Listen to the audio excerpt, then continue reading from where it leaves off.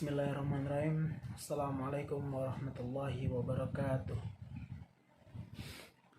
Perkenalkan semuanya, nama saya Zulfikar Mahendra Tambunan. Saya dari jurusan Pendidikan Agama Islam, Fakultas Tarbiyah dan Keguruan di Universitas Islam Negeri Sultan Saifuddin Negeri Jambi. Ya, saya di sini akan membahas tentang suatu materi yang berjudul konsep kepribadian dan fitrah dalam pandangan psikologi agama. Ya, baiklah, tanpa panjang lebar langsung kita masuk ke pembahasan berikutnya. Ya, selanjutnya kita akan sebelum memasuki ke inti materi, saya akan memberi sedikit pendahuluan tentang materi ini, ya. Pertama, pembentukan kepribadian manusia itu harus memiliki 4 unsur, ya. Yang pertama, harus ada yang namanya ciri khas. Ciri khas ini atau individuality, terus sikap dan perilaku atau personality, selanjutnya ada pola pikir atau mentality, dan terakhir adalah jati diri atau identity. Nah, dengan demikian kepribadian yang berdasarkan nilai-nilai ajaran agama terlihat dari kemampuan seseorang untuk menunjukkan ciri khas dirinya sebagai penganut agama, sikap dan perilaku secara lahir dan batin yang sejalan dengan nilai-nilai ajaran agama yang dianutnya. Ya, pola pikirnya kecenderungan terhadap keyakinan agamanya serta kemampuannya untuk mempertahankan jati diri sebagai seseorang yang beragama. Ya, itu untuk pendahuluannya. Ya, kita lanjut ke pembahasannya. Yang pertama kita harus mengetahui pengertian dan teori kepribadian. Ya, istilah yang dikenal dengan kepribadian adalah yang pertama mentality, yaitu situasi mental yang dihubungkan dengan kegiatan mental dan intelektual. Yang kedua lagi ada namanya personality. Menurut Webster's Dictionary adalah yang pertama adalah the totality of personality characteristic. Yang kedua, an integrated group of constitution of trans behavior tendency act. Ya, yang ketiga adalah individuality, adalah sifat khas seseorang yang menyebabkan seseorang mempunyai sifat berbeda dari orang yang lainnya. Ya, biasanya sifat ini setiap manusia itu berbeda-beda, ya, tidak ada yang sama. Yang terakhir adalah identity, yaitu sifat kedirian sebagai suatu kesatuan dari sifat-sifat mempertahankan dirinya terhadap sesuatu dari luar. Ya, berdasarkan pengertian dari kata tersebut, beberapa ahli mengemukakan definisinya sebagai berikut. Ada yang pertama namanya Woodward, kualitas dari seluruh tingkah laku seseorang. Yang selanjutnya ada Morrison, keseluruhan dari apa yang dicapai seseorang individu dengan jalan menampilkan hasil-hasil kultural dan evolusi sosial. Selanjutnya ada Judd, hasil lengkap serta merupakan suatu keseluruhan dari proses perkembangan yang telah dilalui individu. Ya, kita lanjut ke 2, yaitu tipe-tipe kepribadian. Ya, tipe-tipe kepribadian ini bisa dilihat dari aspek-aspeknya. Contoh dari aspek biologis yang mempengaruhi tipe kepribadian seseorang ini didasarkan atas konstitusi tubuh dan bentuk tubuh yang dimiliki seseorang. Ya, jadi kepribadian itu bisa dilihat dari bentuk tubuh seseorang. Yang kedua, bisa dilihat dari segi aspek sosiologis didasarkan kepada pandangan hidup dan kualitas seseorang ke kualitas sosial seseorang. Ya, jadi kita bisa melihat kepribadian seseorang itu dari tingkah lakunya ke sehari-hari atau cara dia berhubungan dengan masyarakat. Terus selanjutnya ada lagi namanya bisa dilihat dari aspek psikologis, ya. Ini menurut Profesor Heyman mengemukakan bahwa dalam diri manusia terdapat 3 unsur. Yang pertama emosionalitas, aktivitas dan fungsi sekunder. Ya, ini menurut Profesor Heyman. Ya, sekarang lanjut ke hubungan kepribadian dan sikap keagamaan. Sistem nilai memberi pengaruh dalam pembentukan kepribadian yang memuat 4 unsur utamanya. Dan tadi 4 unsur utama ada personality, mentality, identity, dengan yang terakhir adalah identity.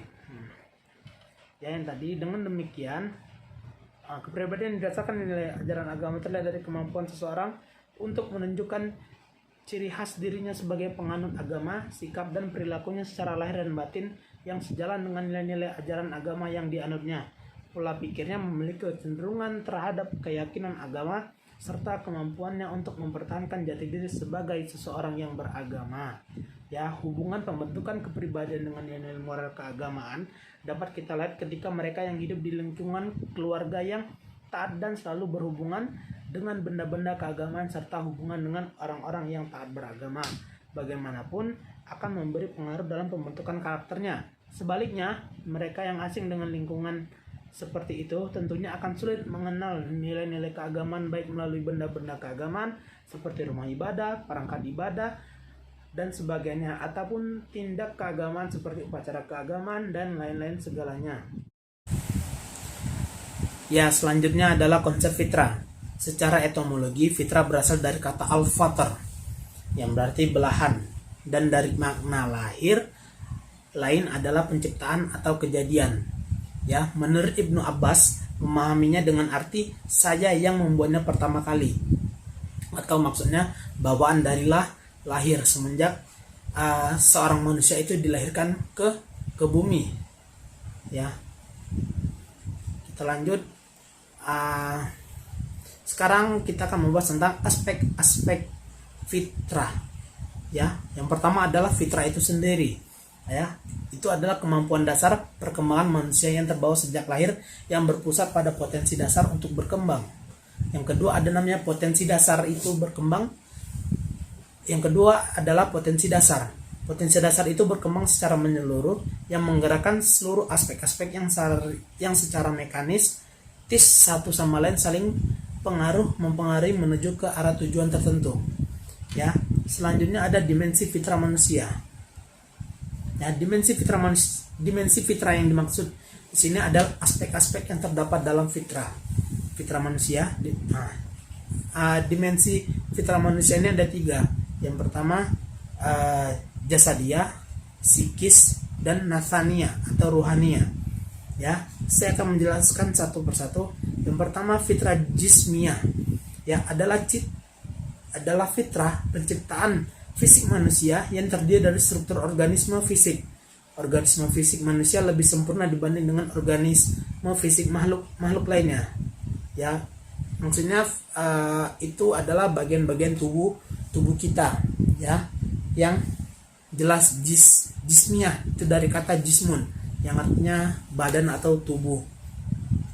Lanjut, yang kedua ada dimensi fitrah ruhaniyah, citra penciptaan manusia yang mempunyai komponen potensi, fungsi, sifat, prinsip kerja, dinamisme dan mekanisme tersendiri untuk mewujudkan hakikat manusia yang sebenarnya. Fitrah rohani ini dapat dibagi menjadi 2, yaitu fitrah rohani yang berhubungan dengan zatnya sendiri dan fitrah rohani yang berhubungan dengan badan atau jasmani. Lanjut, yang ketiga ada namanya dimensi fitrah nafsaniyah. Ya, adalah merupakan citra ciptaan psikofisik manusia. Pada fitrah inilah komponen jasad dan ruh bergabung. Fitrah nafsaniyah ini secara inheren telah ada sejak manusia siap menerima, yaitu usia 4 bulan dalam kandungan. Fitrah nafsaniyah ini merupakan citra kepribadian manusia yang aktualitasnya sangat dipengaruhi oleh beberapa faktor seperti usia, pengalaman, pendidikan, pengetahuan, lingkungan, dan sebagainya. Ya, bisa dibilang ini seperti takdir gitu. Ya. Ya, maka dari dimensi fitrah nafsannya tadi inilah itu udah penghujung pembahasan saya ya dalam materi kali ini ya. Nah, lanjut saya akan menyimpulkan semuanya ya dari materi saya hari ini. Jadi intinya dari tadi pertama dari kata fitrah. Fitrah itu dari bahasa Arab yang artinya al-fatr yang berarti belahan dari makna-makna lainnya yaitu penciptaan atau kejadian, sehingga fitrah manusia adalah kejadian sejak awal atau bawaan sejak lahir. Ya mungkin untuk materi kali ini cuma itu saja yang bisa saya dapat sampaikan. Jika ada salah Ya, jika ada salah kata atau salah ucapan saya dalam berbicara tadi menyampaikan materi, saya mohon maaf. Ya, saya akhiri. Wassalamualaikum warahmatullahi wabarakatuh.